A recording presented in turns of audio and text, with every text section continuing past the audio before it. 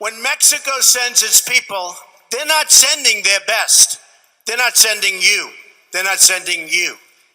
They're sending people that have lots of problems, and they're bringing those problems with us. They're bringing drugs, they're bringing crime, they're rapists, and some, I assume, are good people.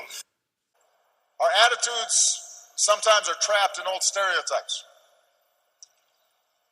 Some Americans only see the Mexico that is depicted in sensational headlines of violence and border crossings. And let's admit it, some Mexicans think that America disrespects Mexico.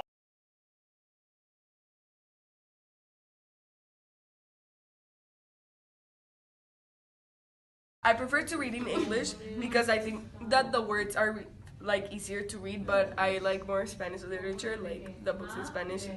They have more, like the books I read in English don't have the same meaning as the ones I read in Spanish. Family, tradition, and home. I think corruption is not part of a culture, but I think it does have a big influence in like Mexico.